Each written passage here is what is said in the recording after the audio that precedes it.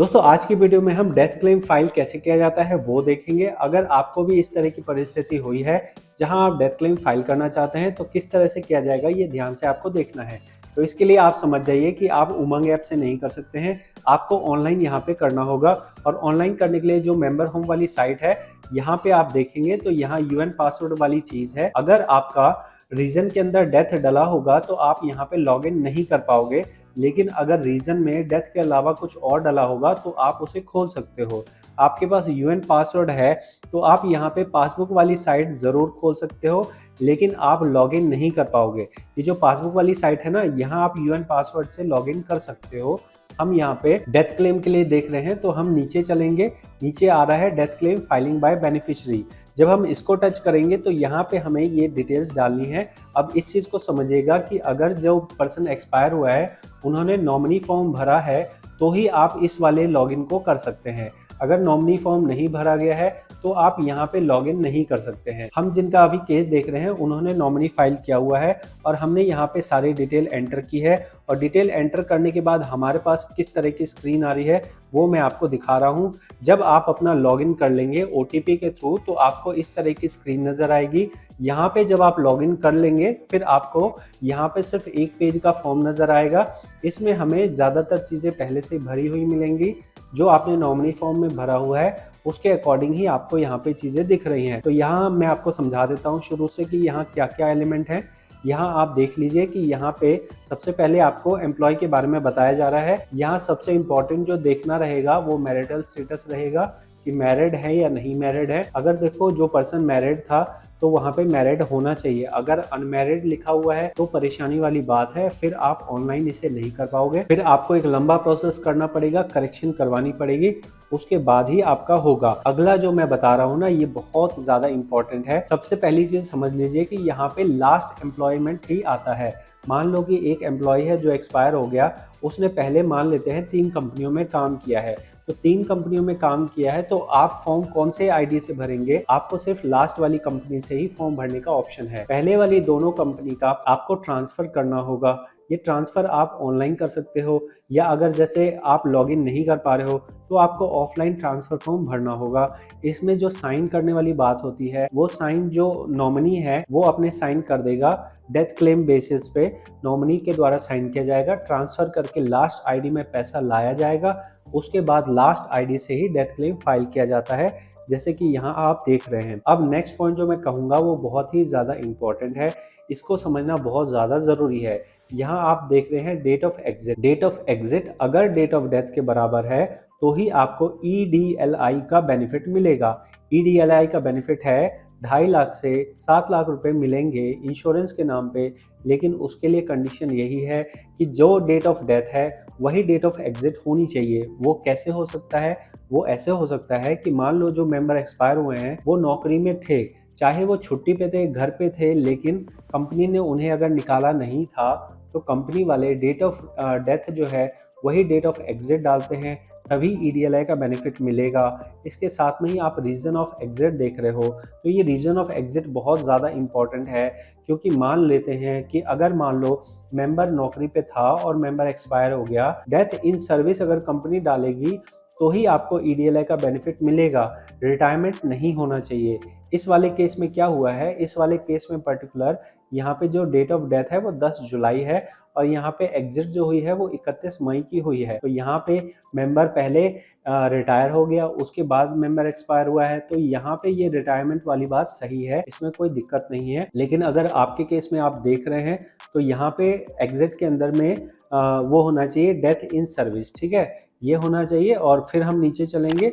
जब आप नीचे चलेंगे तो यहाँ आपको अपलोड करने के नाम पे सिर्फ और सिर्फ ये अपलोड करने के लिए बोल रहा है कि आप अपना ये जो डेट ऑफ डेथ है वो डालिए। जब आप डेट ऑफ डेथ डालेंगे तो ये यहाँ से मैच की जाएगी, मतलब ये ऑफलाइन किया जाएगा, PF ऑफिस वाले करेंगे। यहाँ पे आपको सिर्फ डेथ सर्टिफिकेट अपलोड करना है। फिर आपको नीचे चलना है तो यहाँ आपको नजर आ रहा है कि कौन पर्सन है जो क्लेम कर रहा है। अब अगर यहाँ पे एक से ज़्यादा क्लेम करने वाले हैं तो यहाँ पे उनकी डिटेल्स आएंगी, ठीक है। तो यहाँ पे अभी जो हमारी डिटेल्स आ रही हैं वो बेटे के नाम पे आ रही हैं। यहाँ अगर मान लो कि आपने वाइफ को दिया हुआ है और बच्चों को भी दिया हुआ है तो इस तरह से वहाँ पे ज़्यादा लोगों की डिटेल्स आएंगी। फिर यहाँ एड्रेस ऑफ कम्युनिकेशन है, मतलब यहाँ पे आपको वो एड्रेस डालना है जहाँ पे वाइफ या बच्चे रहते हैं। परमानेंट एड्रेस जहाँ होगा वहीं का आपको यहाँ एड्रेस भरना है। ये एड्रेस बहुत इंपॉर्टेंट होता है। मैं काम करता हूँ, मैं जो कह रहा हूँ ध्यान से समझ लेना। इस एड्रेस के आसपास का ही आपको बैंक अकाउंट खोलना है और आपके इस एड्रेस के आसपास का जो पीएफ ऑफिस है वहीं से आपको आपका पेंशन वगैरह मिलेगी। तो ये एड्रेस बहुत इंपॉर्टेंट है। तो यहाँ आपको वही एड्रेस डालना है जो आपके आधार कार्ड में मेंशन हो, उसके बाद ही आपका आगे काम बनेगा। फिर हम नेक्स्ट पॉइंट पे चलते हैं। जो हमारा लास्ट पॉइंट बनता है वो यहाँ पे दिखा रहा है कि आपको कौन कौन से क्लेम भरने हैं। तो जैसे कि मैंने आपको बताया कि हमें ईडीएलआई का बेनिफिट, जिसके लिए यहाँ पे फॉर्म नंबर होता है 5IF, वो तभी मिलता है जब आपकी डेट ऑफ डेथ जो है वो डेट ऑफ एग्जिट के बराबर हो। तो अगर ऐसा हो तो ही आपको यहाँ पे ईडीएलआई वाला ऑप्शन मिलेगा।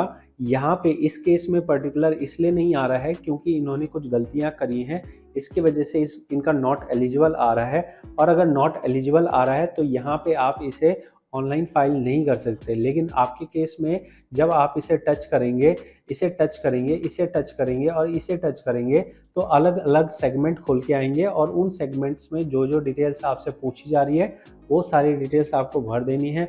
फिर आपका ये डेथ क्लेम एक तरह से फॉर्म फाइल हो जाएगा।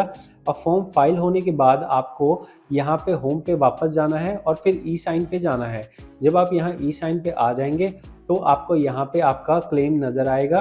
फिर आप उसे ई साइन कर देंगे और ई साइन करने के बाद जब वो सेटल हो जाएगा तो सबमिटेड सेटल क्लेम जो स्टेटस है वो आप पीएफ की पासबुक में चेक कर पाएंगे। मैं आपको दिखा देता हूँ। यहाँ पे जो हमारी पीएफ की पासबुक है, यहाँ पे आपको क्लेम सेटलमेंट के बारे में दिखाई देगा। जो यूएन पासवर्ड है उससे आप लॉगिन करके देख सकेंगे। और साथ में ही जो जिस पर्सन का क्लेमेंट है, जो जिसका आपने आधार कार्ड वगैरह डाला है, उस पर्सन का जो होगा ना, उसके मोबाइल नंबर पे भी आएगा कि आपका सेटलमेंट कितना हो गया है। तो ये सेटलमेंट में कितना टाइम लग सकता है, इस सेटलमेंट में 10 दिन भी लग सकते हैं, 20 दिन भी लग सकते हैं, 30 दिन भी लग सकते हैं। या ऐसा हो सकता है कि आपको इस सेटलमेंट को रिजेक्ट कर दिया जाए और कहा जाए कि आप ऑफलाइन फॉर्म भरिए। तो ऑफलाइन फॉर्म भरने के कई सारे कारण हो सकते हैं। जैसे कि इस पर्टिकुलर केस में मेरे को पता है कि इन्होंने क्या गलती की है। इन्होंने ये गलती की है कि मेंबर के एक्सपायर हुआ है 10 जुलाई को, फिर उन्होंने जो है नॉमिनी बाद में भर दिया है। पहले जो नॉमिनी है, मरने से पहले जो नॉमिनी करके गए थे वो 8 जुलाई को करके गए थे। फिर इन्होंने 10 जुलाई की डेथ हो गई, फिर इन्होंने नया नॉमिनी फाइल कर दिया। तो अगर आज के टाइम में हम अपना फाइल करने जा रहे हैं तो नॉमिनेशन के अकॉर्डिंग ये नया वाला नॉमिनेशन आ रहा है और ये नया वाला जो नॉमिनेशन आएगा वो वैलिड नहीं है। तो इन्हें सारा काम ऑफलाइन करना पड़ेगा। और ऐसा भी एक पॉइंट हो सकता है कि यहाँ पे ये जो ई साइन वाली फैसिलिटी है वो बहुत बार काम नहीं करती है। तो अगर काम ना करे तो घबराना नहीं है। आपको यहाँ पे पीएफ डेथ क्लेम, देखो इसमें ना कंपनी के हेल्प के बिना ये काम नहीं होगा, तो आपको कंपनी की हेल्प लेनी ही लेनी है। तो ये वाला फॉर्म जो होता है ये भरना है आपको। यहाँ पे आपको एक पेज का ये फॉर्म है, ये सारा फॉर्म भरना होगा आपको। अगर आपको ये फॉर्म कैसे भरा जाता है ये देखना है तो चैनल में बने रहें। मैं इसमें जल्दी ही और वीडियोस लाऊंगा जहाँ पे मैं आपको ये प्रॉपर फॉर्म भर के दिखाऊंगा। जैसा कि आपको पता है मैं अब फॉर्म कैसे भरूंगा, मेरे पास कोई काम आएगा उसी पर्टिकुलर काम का मैं भरूंगा ना। तो जो मैं कहूँगा वो एक्चुअल में प्रैक्टिकल केस होगा। तो आप इस चैनल को प्रैक्टिकल जानकारी सीखने के लिए सब्सक्राइब ज़रूर कर सकते हैं। मैं मिलता हूँ आपसे अगली किसी वीडियो में। इस वीडियो में इतना ही। बहुत बहुत धन्यवाद।